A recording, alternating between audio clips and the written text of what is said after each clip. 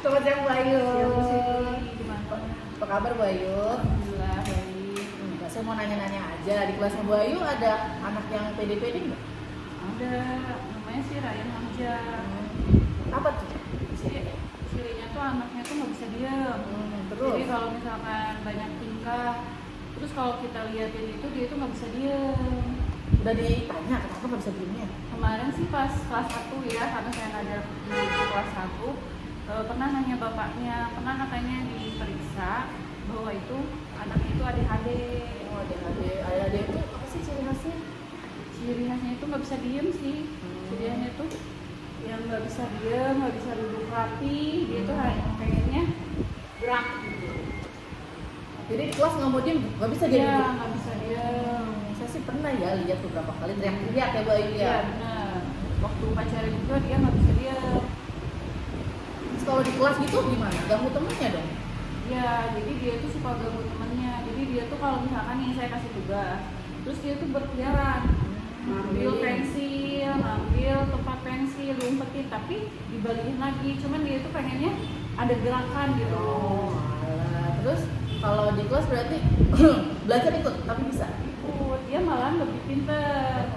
Perkaliannya udah bisa, bahasa Inggris pun dia lumayan. Terus kalau Bu Ayu sendiri ngasih metode pelajarannya gimana Bu? Kalau metode pelajarannya sih, saya selalu mendepankannya dia dulu gitu. Ngeduluin Dulu. Karena kalau dia itu butuh perhatian dari yang normal, yang biasa aja.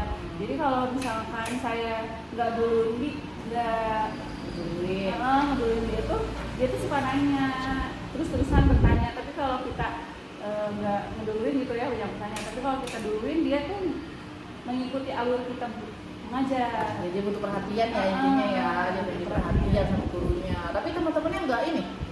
Kalau untuk kelas 2 sih alhamdulillah anak-anaknya positif gitu, bahwa teman aku ini ada kekurangan nih. Paham ya anak-anaknya ya. Saya juga punya dulu waktu kelas, sekarang kelas 6 Alfian kan, sama kan.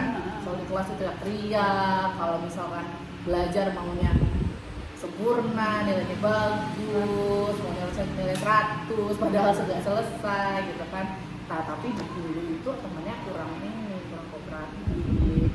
Kan Bu Ayu juga ngerasain kan ngajar Alfian gitu kan. Terus kalau misalkan di kelas Bu Ayu, saya mau tanya, kalau di kelas itu anak dikasih tugasnya sama? Right. Kalau untuk Ryan sih, karena dia mengikuti alurnya ya, dia bisa, saya samain.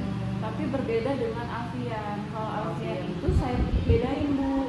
Misalkan Alfian itu maunya bergambar dulu, saya ikuti dulu alurnya nih. Oh, Alfian maunya gambar, ya udah bergambar dulu. Tapi kalau Ryan dia itu pengennya sama dengan yang lain. Ya, kalau dulu waktu ngajar Alfian saya taruh depan. Kalau Ryan duduknya depan. Kalau Ryan nggak mau di depan, maunya di belakang terus. Terus nggak mau pindah-pindah juga, dia di sana ya udah stay di sana. Oh, jadi harus satu tempat gitu.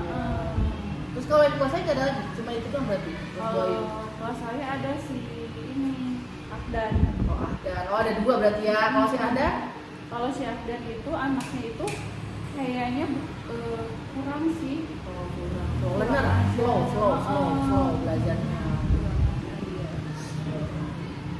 Itu kita lagi Bu Ayu. Kalau Bu Ayu kan ngasih tadi apa? Ngasih treatmentnya kan lebih dulu, itu kan lebih ngeduluin si Raya daripada teman-temannya. Udah coba yang lain kayak Bu Ayu, kayak misalkan ngasih metode pelajarannya beda, atau misalkan ngasih tugasnya lebih banyak mungkin gitu kan. Kalau Raya itu dia itu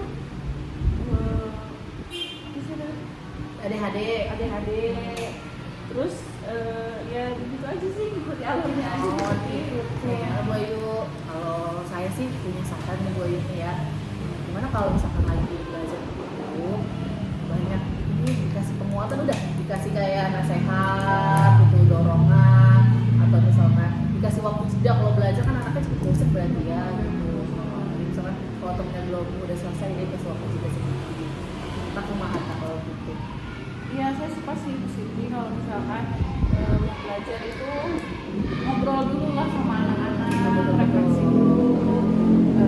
Terus kan dia itu kadang mudah ya, mudah, jadi dia pengennya kayak gini gitu. Gitu sih.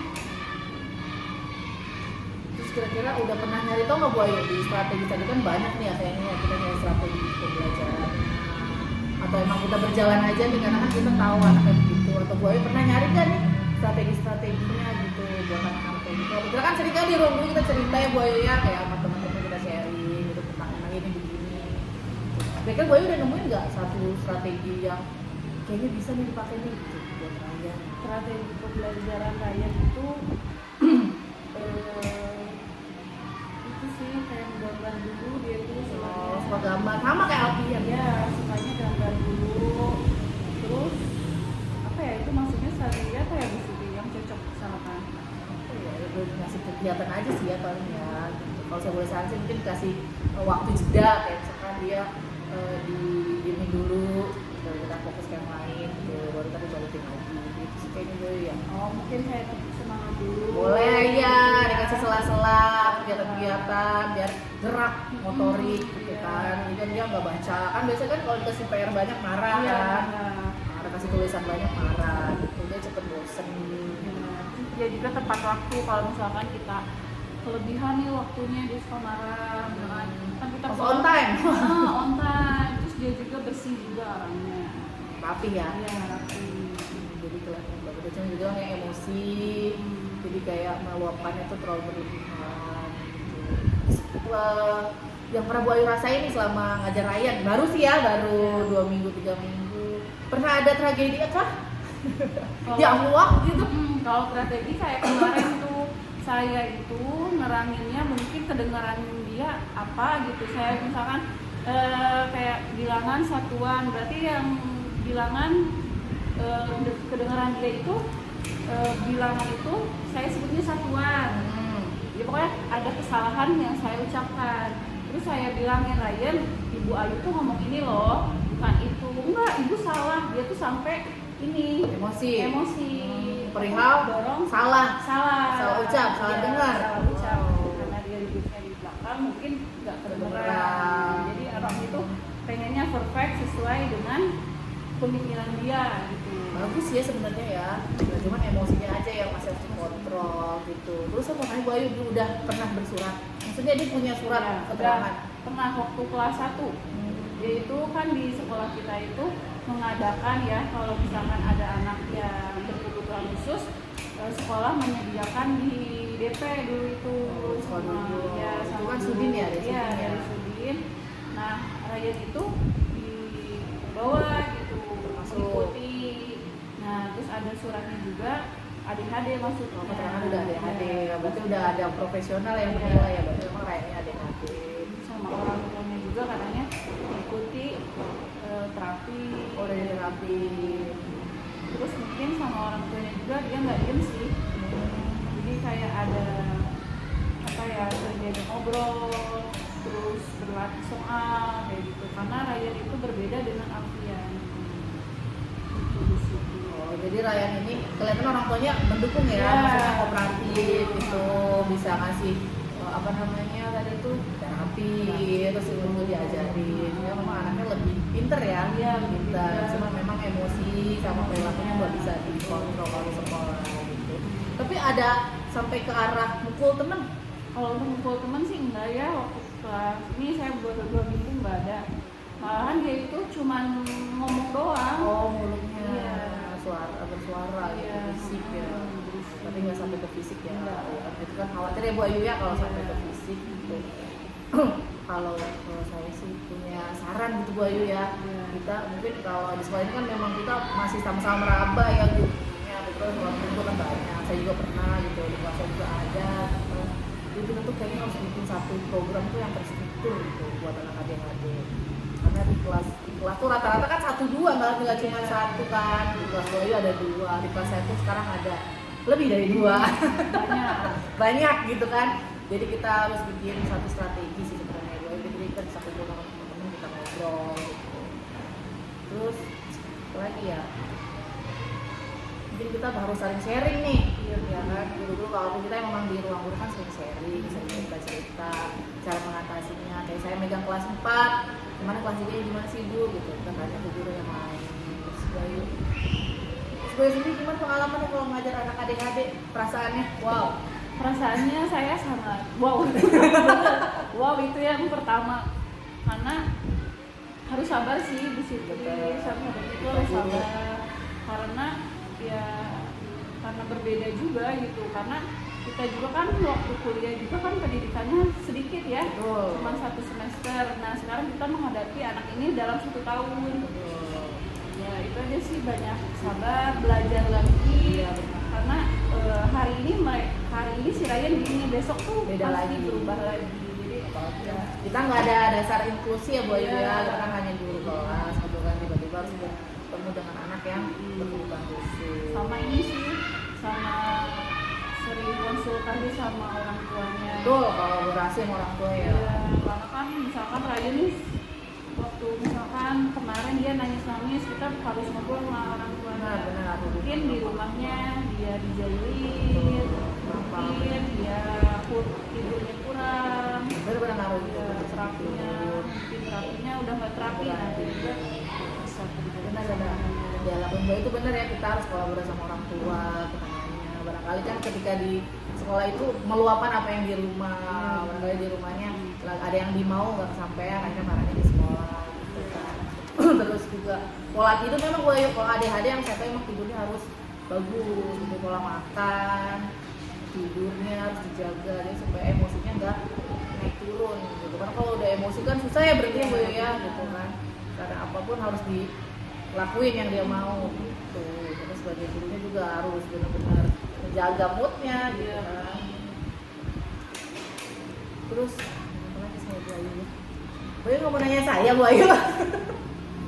Kalau misalkan apa ya Bu Siti kan kayak si Abdan sama Ryan itu duduknya harus dipisahin nggak sih kalau kayak gitu? Ya tergantung pemandangan gue gimana, apakah akan saling mengganggu atau tidak. Kalau saya sih dipisahin, dipisahin ya, Ryan di sini, Abdan di sini. Mungkin karena Abdan itu nggak bisa diam Bu Siti, jadi dia itu suka mengganggu, jadi saling mengganggu lah. Kalau si Ryan diganggu marah, jadi jangan diganggu. Tapi kalau bisa Ryan kalau dia sering salah paham ditaruh di depan Bu Ayu udah kelihatan. Kalau dia nggak mau udah pindah aja sama ibu. Gitu kan.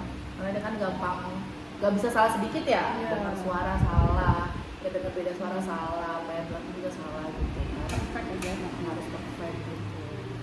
Tapi dia pinter sih, saya akuin ya, pinter gitu kan. Saya ikut pelajaran. Tadi saya coba apa kayak berdoa apa sih Ryan bahasa Inggrisnya, terus duduk apa sih bahasa Inggrisnya, dia bisa mengikuti. Saya mau nanya nih, kayak misalkan tadi kan gue ngomong kalau orang tuanya itu di rumah membantu ya, berarti sepenting itu ya peran orang tua. Jadi menurut pandang gue gimana kalau orang tua dengan anak yang PD-PD berkebutuhan khusus kan, kita kan di sekolah kan cuma sebentar ya Bu Ayu. Orang tua kan kalau lebih banyak waktunya bersama mereka. Menurut Bu Ayu gimana, kayak orang tuanya tuh seperti apa sih kalau anak dengan berkebutuhan khusus itu kayak harus apa gitu? Ya kalau sebagai orang tua sih harusnya dia itu lebih peka Bu sama anaknya, karena kan di sekolah sebentar ya, di rumah lebih banyak. Saya menyarankan ke orang tua itu anak itu terapi seminggu 2 kali gitu, karena profesional berarti ya. Karena tanpa terapi dia itu hanya sekolah saja, apalagi tidak ada bimbingan orang tua, itu anaknya itu berkembangnya itu pasti akan balik lagi ke nol gitu. Tapi kalau kayak saya nih, saya contohin aja Alfian waktu kelas 2 terapi, tapi saat kelas 3 dia tidak terapi, lepas dulu sama Buani kan Buani itu kurang peka, Buani kan kurang rangkul gitu. Jadi kan Alfian itu nangis lagi, tapi berbeda misalkan sama Bu Lela gitu. Kalau Bu Lela kan misalkan merangkul anaknya, ditanya dulu anaknya ya, kayak gitu lah peran orang tua lebih peka kepada anaknya, kayak gitu sih di situ. Jadi kalau orang tua memang harus bantu kita ya Bu Ayu ya, kita kan guru nggak bisa sendiri gitu, pasti butuh dengan orang tua, apalagi tadi dibantu dengan orang yang lebih profesional gitu kan. Kita kan hanya mengajar, mendampingi anak di rumah, orang tua juga kan hanya tahu dasarnya, orang yang lebih tua itu kan pasti yang profesional gitu. Makanya himbauan buat yang belum nih, kan kita kan di murid itu kan banyak yang belum Bu Ayu ya. Saya akuin di kelas saya aja yang ADHD yang anak yang slow letter aja belum bersurat gitu, tapi kelihatan dari pola belajarnya, dari pemahamannya itu tertinggal jauh dengan teman-temannya gitu. Nah, balik lagi berarti kan orang tua yang harus orang tua juga harus menerima dengan anak yang berkebutuhan khusus gitu, tidak menolak apalagi sampai denial gitu ya, tidak merasa anaknya kenapa tapi anak saya sehat padahal nyatanya kan enggak. Banyak orang tua seperti itu ya Bu. Iya. Jadi nggak mau anaknya itu terlihat nggak baik gitu, maunya anaknya nggak mau anaknya kelihatan beda sama orang lain, maunya anaknya itu sama gitu. Padahal setiap anak kan butuh bimbingan yang berbeda-beda gitu juga ya. Kalau itu berarti kita sama satu suara ya, bahwa orang tua itu harus kolaborasi gitu kan, sama sekolah, sama kita, sama orang yang lebih profesional, itu kayak psikolog gitu. Saya juga yakin benar Bu Ayu kayak Albian itu memang kalau dia